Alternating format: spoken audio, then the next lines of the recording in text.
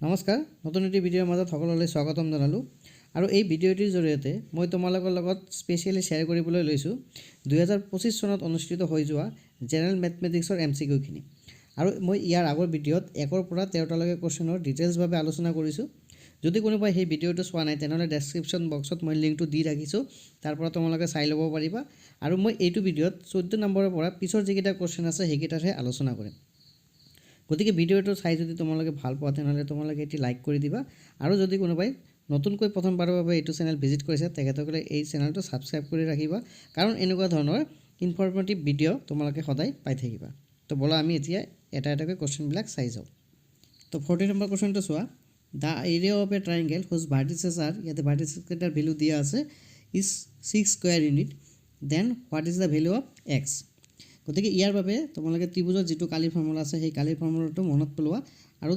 ভেলুকেইটা মনে মনে বহাই যোৱা। প্ৰথমত কি আহিব 3, তাৰপিছত আহিব কি 3 × 4 - 0, তাৰপিছত আহিব কি +3, কি আহিব 0 - 0 + x ইনটু কি হ'ব 0 - 4 ইকুৱেল কি হ'ব, কালিটো কিমান দি আছে 6 স্কুৱেৰ ইউনিট, গতিকে ইয়াতে কি বহিব 6। এইখিনি তোমালোকে ফৰ্মুলাত মনত পেলোৱা আৰু মিলাই চোৱা। তাৰপিছত কি আহিব, এই 2টো যদি এই 6ৰ লগত আহে কি হৈ যাব, ইয়াতে আহি ইনটু হৈ যাব, গতিকে আৰু 4 - 0 কিমান হৈ গ'ল 4, 3 × 4 কিমান 12, প্লাছ এইখিনি কি হৈ যাব 0 - 0 মানে কি 0, 0ৰ লগত 3 ইনটু হ'লে কি হৈ যাব 0, গতিকে 0 লিখিলেও হ'ব নিলিখিলেও হ'ব, তথাপি মই লিখি দিছোঁ। তাৰপিছত 0 - 4 মানে কিমান -4, -4ৰ লগত x ইনটু হ'লে কিমান হ'ব -4x ইকুৱেল কি 6 2 যায়, ইয়াতে 2টো আহি কি হৈ গ'ল ইনটু হৈ গ'ল, কিমান হৈ যাব 12। এতিয়া চোৱা ইয়াতে 12 আছে ইয়াতে 12 আছে, কি হ'ব কেঞ্চেল গ'ল, গতিকে -4x ইকুৱেল কিমান লিখা যায় 0, দেৰফৰ x কি হৈ যাব 0/-4 ইকুৱেল কি 0, গতিকে ইয়াৰ অপশ্যন এ হ'ব ৰাইট এনচাৰ। এনেকৈ তোমালোকে শ্বৰ্টকাট কৰিব লাগিব, যিমান সোনকালে পাৰা স্পীড কৰিব লাগিব, তেনেহ'লে টাইম মেনেজমেণ্ট কৰিব পাৰিবা তোমালোকে। এতিয়া 50 নম্বৰ কুৱেশ্যনটো হৈছে the line segment joining the point of contact of 2 parallel tangent of a circle is an. তো ইয়াতে কি কৈছে যে এটা বৃত্তৰ দুটা সমান্তৰাল স্পৰ্শক, গতিকে তোমালোকে প্ৰথমত এটা কি কৰা এটা বৃত্ত আঁকি লোৱা, তাৰপিছত তোমালোকে এটা সমান্তৰাল স্পৰ্শক টানিব লাগিব। সমান্তৰাল এনেকৈ স্পৰ্শকটো টানি লোৱা, ধৰি লোৱা হ'ল ইয়াতে সমান্তৰাল স্পৰ্শক টানিলোঁ, গতিকে কি কৈছে দুটা বৃত্ত সমান্তৰাল স্পৰ্শকৰ স্পৰ্শবিন্দু দুটা সংযোগ কৰা। স্পৰ্শবিন্দু কোনটো, এইটো আৰু এইটো হৈছে স্পৰ্শবিন্দু, এই দুটা যদি এনেকৈ সংযোগ কৰি দিয়া যায় তেনেহ'লে এইডালৰ নাম কি হ'ব, এইডালৰ নাম নিশ্চয় কি হ'ব ডায়মিটাৰ অফ দ্য চাৰ্কেল, অৰ্থাৎ বৃত্তটোৰ ব্যাস হ'ব। Option B is the right answer. এইবাৰ 16 নম্বৰ কুৱেশ্যনটো হৈছে sin θ + cos θ ইকুৱেল কি √3, then which of among the following is a correct. গতিকে ইয়াৰ বাবে তোমালোকে কি কৰিব লাগিব, sin θ + cos θ এইখিনিক আমি কি কৰিম স্কোৱাৰ কৰি দিলোঁ, আৰু ইফালে √3 আছে, √3 আমি কি কৰি দিম স্কোৱাৰ কৰি দিম। গতিকে এইটো মনে মনে ধৰা a আৰু এইটো b, গতিকে a + b হোল স্কোৱাৰ সেইমতে তোমালোকে ইয়াতে বহাই যাব লাগিব। গতিকে কি হ'ব sin স্কোৱাৰ θ প্লাছ কি হ'ব cos স্কোৱাৰ θ প্লাছ 2 কি হ'ব sin θ cos θ ইকুৱেল √3 স্কোৱাৰ কৰিলে কিমান হ'ব 3 হৈ যাব। গতিকে sin square θ plus cos θ value হৈছে কিমান 1, গতিকে 1 + 2 কি থাকিল sin θ cos θ ইকুৱেল কিমান 3। এতিয়া 1টো যদি এইফালে আনি দিয়া তেনেহ'লে কিমান হৈ যাব 2 sin θ, লিখোঁতে অলপ অসুবিধা হয়, তো তোমালোকে এইটো ধৰি ল'বা। 1 যদি ইফালে লৈ অহা যায় তেনেহ'লে কিমান হৈ যাব 2 হৈ যাব। গতিকে এই 2টো যদি আমি ইফালে আনি দিওঁ কিমান হৈ যাব ডিভাইড হৈ যাব, অৰ্থাৎ sin θ কি হৈ গ'ল sin θ cos θ ইকুৱেল কিমান পালোঁ 1 পালোঁ। গতিকে ইয়াতে চোৱাচোন কোনটো হ'ব, option B is the right answer, sin θ × cos θ equal কিমান 1। এনেকৈ তোমালোকে কৰিব লাগিব। এইবাৰ আমি 70 নম্বৰ কুৱেশ্যনটো চাওঁ। In the figure given below' x = 7, তো এইখিনি ভেলু হৈছে কিমান 7, y b = 5, এইটো হৈছে YB কিমান দি আছে 5 দি আছে দেন XY ভ্যালুটো ওলাব দিছে তো আমি জানো যে বৃত্ত এটা যদি আমি এনেকৈ আঁকি লওঁ বৃত্তৰ বহিৰ্বিন্দুৰ পৰা সাপোজ এইটো এটা বহিৰ্বিন্দু হয় বহিৰ্বিন্দুৰ পৰা এনেকৈ যদি আমি টানো স্পৰ্শকবিলাক কি হয় সমান হয় গতিকে ইয়াতে কি পইণ্ট আছে Y পইণ্ট আছে Y পইণ্টৰ পৰা YB ৰ যিখিনি দূৰত্ব আৰু Y ৰ পৰা A ৰ দূৰত্ব কিন্তু সেম হ'ব গতিকে তোমালোকে ইয়াতে 5 বুলি ধৰিব পাৰা গতিকে যেহেতু আমাৰ XY ভ্যালুটো ওলাব দিছে XY টো ইয়াৰ XY টো কোনখিনি এইখিনি গতিকে এইখিনি ভ্যালু পাইছে কিমান 7 আৰু পিছৰখিনি ভ্যালু কিমান 5 গতিকে এইটো প্লাস কৰিতে কিমান হৈ গ'ল 12 হৈ গ'ল গতিকে ইয়াতে চোৱা অপচনত কোনটো আছে 12 অপচন সি আছে ইয়াৰ ৰাইট আনসাৰ এনেকৈ তোমালোকে কৰিব লাগিব 18 নম্বৰ কোৱেশ্চনটো আমি একবাৰ চাই লওঁ ইয়াতে কি দিছে if the height of a cylinder and a cone are in the ratio 2:3 and their volume are in the ratio 9:8 then the ratio of their radius তো তোমালোকে তাৰ কাৰণে কি কৰিব লাগিব ইয়াতে যেহেতু দুটা হাইট আছে গতিকে এটা h1 বুলি ধৰা আৰু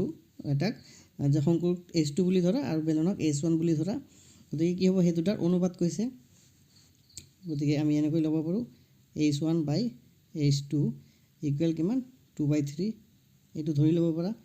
আৰু যেহেতু এই দুটা কি আছে অনুপাত আয়তনৰ অনুপাতটো বেলনৰ আয়তনৰ ফৰ্মুলা কি পাই r² h গতিকে লিখি দিলো পাই ইয়াৰ কাৰণে r1 ধৰিলো r1 h1 আৰু ইয়াৰ কি হ'ব শংকুৰ কাৰণে কি হ'ব 1/3 পাই ইয়াৰ কাৰণে r2 ধৰিলো দেখাৰ দ এইটো h2 বুলি ধৰিলো এতিয়া চোৱা তোমালোকে এই পাই আৰু এইটো পাই কেনসেল কৰি দিব পাৰা আৰু এইটোৰ অনুপাতটো কিমান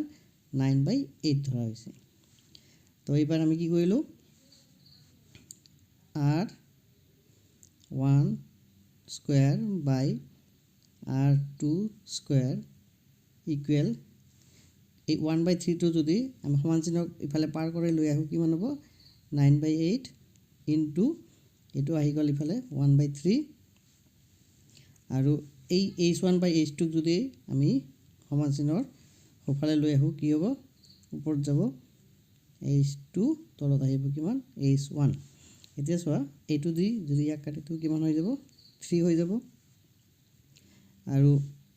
কিমান থাকি গল r1 স্কয়াৰ বাই r2 স্কয়াৰ ইকুৱেল ওপৰত কি আহিল 3 তলত আহিল 8 আৰু h2/h1 এর ভ্যালু কিমান এইটো যেহেতু h1/h2 হৈছে 2/3 গতিকে ইয়াৰ উল্টা হৈ যাব কিমান হৈ যাব 3/2 হৈ গল কিমান ওপৰত 9/16 যেহেতু এইটো r1 স্কয়াৰ আৰু r2 স্কয়াৰেৰ ভ্যালু কিন্তু আমাৰ লাগে কি অনুপাত কেৱল r1/r2 গতিকে তাৰ কাৰণে আমি এইটো কি কৰিব লাগিব বৰ্গমূল গতিকে 9 ৰ বৰ্গমূল কিমান 3 আৰু 16 ৰ বৰ্গমূল কিমান 4 গতিকে ইয়াৰ অপচনটো কোনটো হ'ব তোমালোকে চাই ল 3:4 কোড আছে এবাৰ অপচন ডি আছে ৰাইট আনসাৰ কি হ'ব অপচন ডি এবাৰ 19 নম্বৰ কোশ্চেনটো কি দিছে if 21 is removed from the data then the media of the new set of the data is decreased by অর্থাৎ তোমালোকে এইটোৰ কাৰণে কি ওলাব লাগিব প্ৰথমতে এক্সুয়াল যেটো মধ্যমা হ'ব হেতুৰ মানটো আগত উলাই ল'ব লাগিব তো তাৰ কাৰণে তোমালোকে ইয়াত ক্যালকুলেট কৰা ইয়াতে কেইটা পদ আছে 1 2 3 4 5 6 7 8 9টা আছে 9টা কি অযুগ্ম সংখ্যা গতিকে অযুগ্ম সংখ্যা হলে কি হ'ব ইয়াতে n ইকুৱেল কিমান 9 গতিকে অযুগ্ম সংখ্যা হলে কি 9 প্লাস 1/2 ইমানতম পদ লাগিব এটো কিমান হৈ গল 10/2 কিমান 5 অৰ্থাৎ ফিফথ টার্ম কিমান ইয়াতে চাই ল 1 2 3 4 5 ফিফথ টার্ম কিমান ইকুৱেল 15 এটো বলা একচুয়ালি এটো হৈছে actually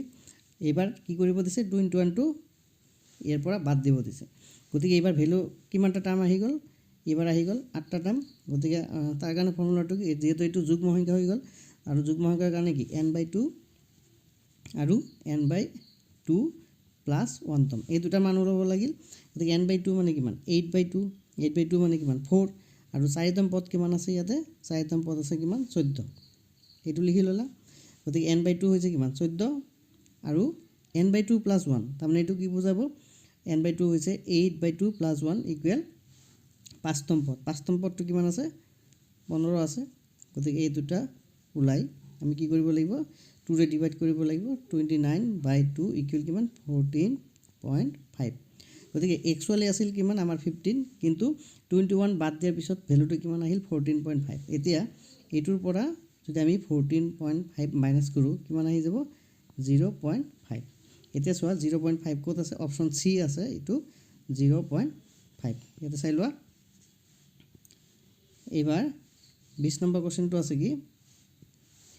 if 3 coins are tossed at the same time how many outcomes will be there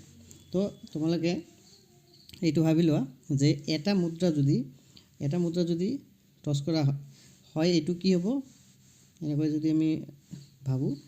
হয় ই হেড পৰিব পাৰে নহলে ই টেল পৰিব পাৰে এটা মুদ্ৰাৰ কাৰণে কিন্তু কি কৈছে ইয়াতে তিনিটা মুদ্ৰা কৈছে গতিকে এটা মুদ্ৰাৰ কাৰণে যদি ৰেজাল্ট আমি দুটা পাও তেনেহলে আৰু এটা তিনিটা মুদ্ৰাৰ কাৰণে কিব 2 পূৰণ 3 অৰ্থাৎ কিমান হৈ যাব 8 হৈ যাব অপচন ডি হৈছে ইয়াৰ ৰাইট আনসাৰ তো তাৰ কাৰণে তোমালোকে এনেকৈ কৰিব পাৰা বা যদি প্ৰ্যাকটিক্যালি ভাবা তেনেহলে কি হ'ব ইয়াৰ আনসাৰ বিলাক কি হ'ব তিনিটা হেড হ'ব পাৰে তাৰপিছত হ'ব পাৰে হেড টেল মই ডিটেইলছ এটো বুজাই দি আছো কিন্তু তোমালোকে কিন্তু এমসিকিউ কাৰণে কেৱল এইটো কথা জানিলে হৈ গল তাৰপিছত কি হ'ব পাৰে হেড টেল হেড হ'ব পাৰে টেল হেড হ'ব পাৰে হেড টেল হ'ব পাৰে টেল হেড টেল হ'ব পাৰে